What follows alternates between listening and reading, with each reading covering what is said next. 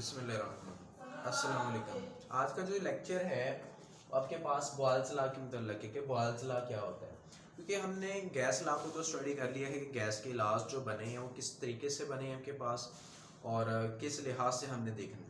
अभी आज इसके मैं कुछ पैरामीटर्स को यहाँ पे लिख दिया है, मैंने इसके लिहाज से सारा का सारा कुछ आज बताना है आप लोगों की डेफिनेशन में। जब आपके पास बॉयल्स लॉ का टॉपिक स्टार्ट करते हैं तो सबसे पहले आपके पास आता है कि कांस्टेंट का वर्ड आता है। तो सबसे पहले मैं आप लोगों को कांस्टेंट के बारे में बताऊंगा कि कांस्टेंट क्या चीज़ होती है। अगर हम कांस्टेंट के बारे में जानना चाहते हैं, सबसे पहले इस चीज़ को मैं बयान करने वाला हूँ। कांस्टेंट क्या चीज़ है? कांस्टेंट एक न्यूमेरिकल वैल्यू होती है, न्यूमेरिकल वैल्यू होती है और आपको पता है कि न्यूमेरिकल वैल्यू चेंज नहीं होती और ये चेंज भी नहीं होती, सेम रहती है, एक ही रहती है आपके पास।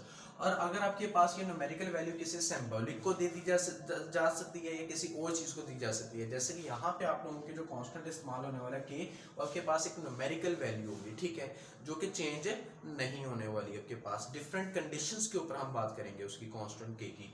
अच्छा, ये तो बात हुई कि कांस्टेंट क्या होता है। कांस्टेंट एक न्यूमेरिकल वैल्यू होती है जो कि किसी भी सिंबॉलिक को दी जाती है। अगर किसी भी क्वेश्चन में यूज किया गया है या आपके पास कोई भी न्यूमेरिकल वैल्यू को हम कांस्टेंट कह सकते हैं, तो कांस्टेंट ना चेंज होने वाली प्रॉपर्टी होती है। इसके बाद बात आ जाती है वेरिएबल की। तो वेरिएबल क्या चीज़ है? वेरिएबल आपके पास एक ऐसी आपके पास सिंबॉलिक वर्ड होता है जो जिसकी जगह पे हम कोई भी वर्ड यूज कर सकते हैं, कोई भी न्यूमेरिकल वैल्यू यूज कर सकते हैं। ये कोई भी सैम्पल्स होती हैं, ऐसे सैंपल्स होते हैं, इन सैंपल्स की वैल्यू जो है आपके पास वो चेंज होती रहती है। वैल्यू क्या होती रहती है? चेंज। मतलब हम उन्हें चेंज कर सकते हैं, कभी उसकी जगह पे 5 आ सकता है, कभी उसकी जगह पे 10 आ सकता है, कोई भी वैल्यू आ सकती है। अगर कोई भी ऐसा सैंपल जिसकी वैल्यू वेरी कर रही है तो उसे हम नाम क्या देंगे? वेरिएबल का, कि वो वेरिएबल है, ठीक है।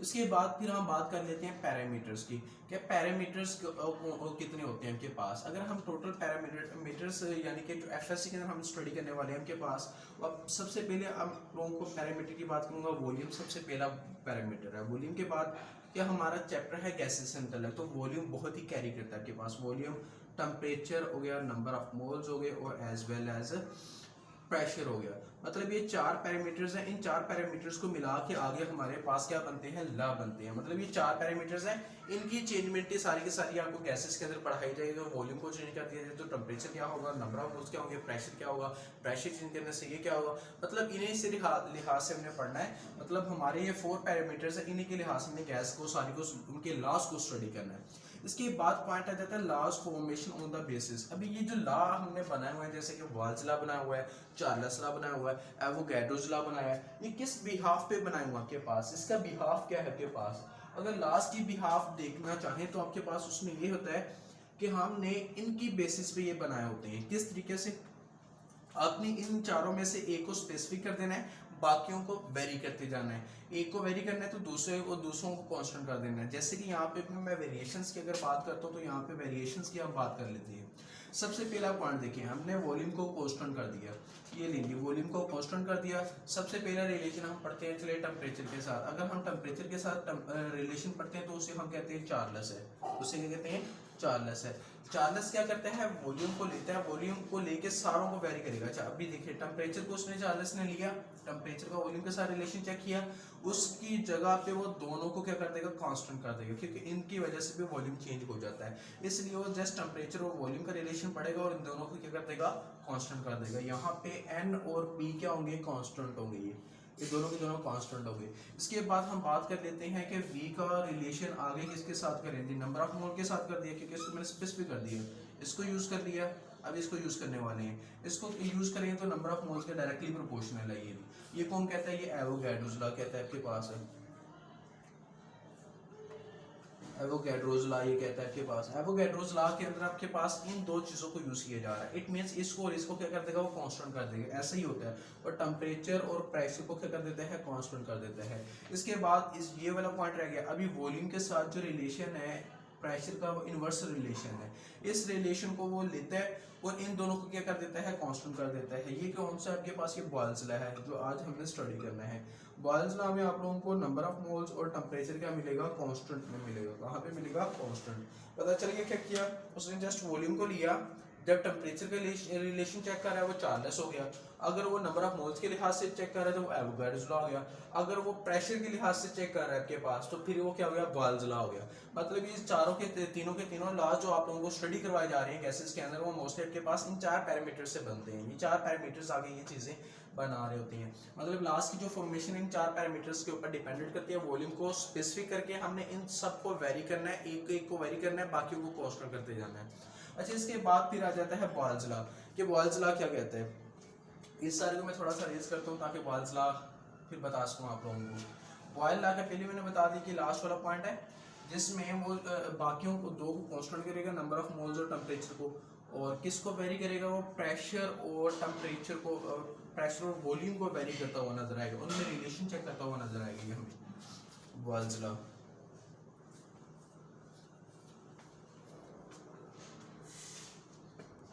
बॉयल्स लॉ में वो क्या कहता है, बॉयल्स लॉ में वो ये कहते हैं कि बॉयल लॉ आपके पास एक ऐसा लॉ है जो कि किन के दरमियान में रिलेशन को स्टडी करता है, ये रिलेशन को स्टडी करवा रहा होता है। बॉयल लॉ रिलेशन को स्टडी करवाता है, रिलेशनशिप। अभी किन के रिलेशनशिप को स्टडी करवा रहा होता है, वॉल्यूम एज प्रेशर। इन दो के रिलेशनशिप को स्टडी करवाएगा एट कांस्टेंट। कांस्टेंट किन चीजों पे, constant number of moles and temperature. ये पहले मेंशन कर चुका हूँ कि 4 पैरामीटर्स में से 2 कांस्टेंट हो जाते हैं, नंबर ऑफ मोल्स और टेम्परेचर उसमें कांस्टेंट हो जाएगा। इन दो के दरमियान में रिलेशन को स्टडी करवाएगा और इसकी डेफिनेशन इसे एग्जैक्टली बयान करती है। डेफिनेशन इसी क्या कहती है, डेफिनेशन की तरफ चलते हैं। डेफिनेशन कहती है कि हमारे पास अगर given mass of a gas, given mass of a gas, एक गैस का मास दिया हुआ है, देन इट्स वॉल्यूम, तो उसका जो वॉल्यूम है is inversely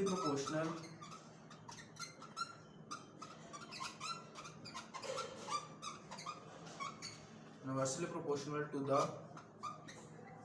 pressure applied on the gas. Pressure over a pressure which applied on the gas.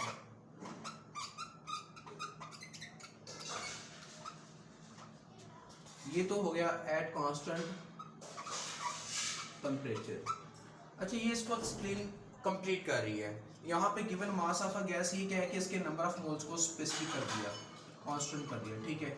यहाँ पे लास्ट पे वाज़ेह मेंशन करते हैं कांस्टेंट ऑफ टेम्परेचर, मतलब यहाँ पे नंबर ऑफ मोल्स और टेम्परेचर को कांस्टेंट करके चेक क्या किया जा रहा है, वॉल्यूम और प्रेशर का रिलेशन चेक किया जा रहा है। और बताता क्या है, वो कहते हैं कि वॉल्यूम जो है वो इनवर्सली प्रोपोर्शनल है प्रेशर के।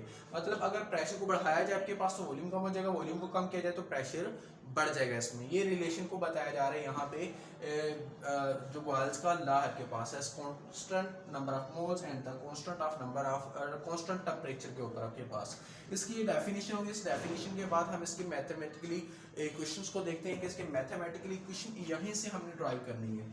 कैसे इसकी मैथमेटिकली इक्वेशन बनती है आपके पास, फिर मैथमेटिकली इक्वेशन को अभी डिफाइन करने वाले हैं इस चीज को। वो कहता है कि अगर हमारे पास वॉल्यूम है तो वॉल्यूम प्रेशर के इनवर्सली प्रोपोर्शनल है, ठीक है। वॉल्यूम इसके इनवर्सली है तो इस प्रोपोर्शन को खत्म करें तो लगाना पड़ता है हमें कोई कांस्टेंट जो कि हमने यहाँ पे इस्तेमाल किया है के, ठीक है। ये प्रेशर जो आपके पास इधर डिवाइड हो रहा है, इधर आके आ जाएगा मल्टीप्लाई हो जाएगा, मतलब के पी इज इक्वल टू हो गया के। इट मीन के क्या चीज है, कांस्टेंट है। इट मीन ये चेंज नहीं होना चाहिए, ये चेंज नहीं होना चाहिए। किन के चेंज होने से, इनके चेंज होने से। ये माइंड में रखें कि चेंज नहीं होगा इनके चेंज होने से। मतलब अगर ये चेंज करते हैं ना तो उसका प्रेशर भी उसके लिहाज से चेंज होगा, ठीक है। वो ऑटोमेटिकली उस वैल्यू को मतलब कर लेगा जो कि पहले वैल्यू दे रहा था आपके पास। मतलब इन दोनों के चेंज होने से के की वैल्यू चेंज नहीं होगी। लेकिन यहाँ पे के की वैल्यू कब चेंज होगी ये भी कंडीशन लगाते हैं ना। यहाँ पे कांस्टेंट के तो हमने निकाल लिया, कांस्टेंट के हमने निकाल लिया, पी इक्वल टू के है। तो यहाँ पे कांस्टेंट के की वैल्यू के पास कब चेंज नहीं होगी, के की वैल्यू चेंज नहीं होगी, ये चेंज नहीं होगा। कब, अगर हम चेंज कर रहे होंगे प्रेशर और वॉल्यूम को, ठीक है। प्रेशर और वॉल्यूम को अगर आप चेंज करते हैं तो आपके पास के की वैल्यू यहाँ पे चेंज नहीं होने वाली। यहाँ पे के की वैल्यू कब चेंज होगी, यहाँ पे के की वैल्यू तब चेंज होगी जब हम इनके जो कांस्टेंट ठहराए होंगे उनको चेंज करेंगे। मतलब इनके कांस्टेंट कौन कौन सी चीजें ठहराई हुई थी, नंबर ऑफ मोल्स और टेम्परेचर था ना, नंबर ऑफ मोल और टेम्परेचर के लिहाज से हमने यहाँ पे बात करनी है कि अगर हम चेंज करते हैं, किस चीज़ को चेंज करते हैं, नंबर ऑफ मोल्स को चेंज करते हैं या टेम्परेचर को चेंज करते हैं, देन फिर क्या होने वाला है आपके पास, तो के विल बी अ चेंज, के विल बी अ चेंज, के क्या हो जाएगा, चेंज हो जाएगा आपके पास। तो इस तरीके से हमें पता चला कि के की वैल्यू चेंज तब होगी जब इसके कहने के मुताबिक जो है आपके पास, मतलब इसके इसके इसके रॉन्ग वे में जाए, क्योंकि इसने कहा है टेम्परेचर, नंबर ऑफ मोल्स और टेम्परेचर को कांस्टेंट करना है। अगर इसे हम कांस्टेंट ना करें तो आपके पास के की वैल्यू क्या हो जाएगी, चेंज हो जाएगी। ठीक है, तो के की वैल्यू के बारे में बता दिया, अगर इनके चेंज करना है तो वो चेंज नहीं होगी। अगर के की वैल्यू चेंज होती है तो किस लिहाज से हो रही है, नंबर ऑफ मोल्स और टेम्परेचर को चेंज करने से आ सकती है, क्योंकि इसके इस लॉ के अंदर जो वैसे कांस्टेंट रखे हुए हैं, इसलिए वो कहते हैं कि ये लॉ जो के की वैल्यू चेंज नहीं होने वाली। इसके बाद आ जाता है इसके प्रूफ आ जाता है। प्रूफ की तरफ हम चलते हैं कि प्रूफ क्या कहता है। इसका जो प्रूफ है वो ये कहता है, इसका प्रूफ ये कहता है कि आपके पास अगर हम टू गैसेस को यूज करते हैं, ठीक है, गैसेस है, मैंने दो गैसेस मतलब एक ही गैस को दो दफा यूज किया, जैसे कि कैसे मैं मतलब फॉर एग्जांपल एक ये पिस्टन है, ब्लॉक है, ठीक है, इसके ऊपर कोई भी वेट रखा हुआ है के पास, ये वेट क्या कर रहा है, यहाँ पे प्रेशर को अप्लाई कर रहा है, जो प्रेशर अप्लाई कर रहा है वो हम कहते हैं कि वो 1 atm है, जबकि इसका टोटल का जो वॉल्यूम है वो 1 डेसीमीटर क्यूब है। लेकिन अभी हमने क्या किया, हमने यहाँ पे वेट को बढ़ा दिया, एक और वेट को यहाँ पे लाना चाह रहे हैं, एक और वेट जब यहाँ पे आएगा तो प्रेशर क्या हो जाएगा, डबल हो जाएगा, और प्रेशर के डबल होते ही वॉल्यूम हाफ टाइम्स कम हो जाएगा, मतलब इसका नया प्रेशर आ जाएगा। इसे अगर हम P1 कहते हैं इसे P2 कहेंगे, इसे अगर हम V1 कहते हैं तो इसे हम V2 कहेंगे। मतलब एक ही वॉल्यूम के अंदर गिवन मास के अंदर टेम्परेचर चेंज नहीं किया, हमने क्या किया, जस्ट प्रेशर को अप्लाई किया और वॉल्यूम को चेक किया, मतलब एक के प्रेशर को बढ़ाने से दूसरा का वॉल्यूम भी चेंज होता है। इट मीन्स हमने यहाँ पे दो प्रोसेस किए, यहाँ पे P1 V1 के ऊपर जो के की वैल्यू थी वो ये थी, और जब मैंने उसका प्रेशर को बढ़ा दिया जो कि P2 कर दिया तो वॉल्यूम भी क्या हो गया, V2 हो गया, और उसकी वैल्यू फिर भी के रही, चेंज नहीं हुई। वो कहते हैं कि जब इन दोनों की वैल्यू सेम है, मतलब इसको वेरी करने से ये भी वेरी हो जाता है, उस लिहाज से आप देख सकते हैं कि अगर आप इसको दोबारा इससे मल्टीप्लाई करते हैं तो दोबारा एक आएगा, इसको इससे मल्टीप्लाई करने क्या आएगा, 1 आएगा, क्योंकि आपको पता है कि ये 1 आपके पास कांस्टेंट वैल्यू के पास। अभी देखिए कि हम लिख सकते हैं कि P1 V1 is equal to के, P2 V2 is equal to के, ऐसे है ना, क्योंकि ये वैल्यू कांस्टेंट है, ये वैल्यू कांस्टेंट है, अगर ये दोनों कांस्टेंट रेट में ये दोनों एक दूसरे के क्या है, इक्वल है, मतलब P1 V1 is equal to P2 V2 के इक्वल नजर आता है। तो ये चीज़ है आपके पास, सारी के सारी आपके पास, ये वो बॉयल्स लॉ कहता है कि अगर आप प्रेशर को वेरी करते हैं, अगर यहाँ पे मैंने प्रेशर को वेरी किया, वॉल्यूम भी उतना ज़्यादा कम हो गया, ठीक है, दोबारा इनको अगर मल्टीप्लाई करते हैं, P1 V1 है ना, 1 मल्टीप्लाई बाय 1 रिजल्ट क्या है, 1, मतलब P1 V1 के लिहाज से। और अगर हम करते हैं P2 V2 के लिहाज से तो वो भी देख सकते हैं, P2 आपके पास प्रेशर डबल हो गया और वॉल्यूम कितना हो गया, 1/2 हो गया। इसको अगर सोल्व करते हैं तो दोबारा क्या आता है, 1 आता है। तो वो सही कह रहा है आपके पास कि इनकी वैल्यू चेंज नहीं होती, कांस्टेंट की वैल्यू चेंज नहीं होती। अगर आप इसको वेरी कर रहे होते हैं, प्रेशर और वॉल्यूम को वेरी करते हैं ना, तो प्रेशर की वैल्यू चेंज नहीं होने वाली। और इसी बिहाफ के ऊपर हमने क्या कर दिया, इस चीज को इस चीज के क्या कर दिया, इक्वल कर दिया। इट मीन ये साबित हो गया कि P1 V1 is equal to P2 V2, मतलब इनको वेरी करते जाए तो आपके पास फिर भी क्या होगा, एक चीज को वेरी अगर किया तो दूसरी उस लिहाज से चेंज होगी, क्योंकि उसकी वैल्यू चेंज ना हो, इनिशियल वैल्यू जो उसकी थी। तो इस तरीके से हमने इसकी प्रूफ कर दी वेरिएबली। ये वेरिएबली प्रूफ है जो कि मैंने यहाँ पे सिंबॉलिक वे में की हुई है आपके पास, क्योंकि यहाँ पे कोई भी वैल्यूज आ सकती हैं, क्योंकि प्रेशर को चेंज किया जा सकता है के पास, इसलिए ये सारा का सारा आप लोगों का कंप्लीट हो गया इधर तक। ठीक है, मेरे ख्याल से आप लोगों को ये कम्प्लीटली समझ आ गया होगा कि बॉयल्स लॉ क्या होता है। ठीक है, ओके, खुदा हाफिज़।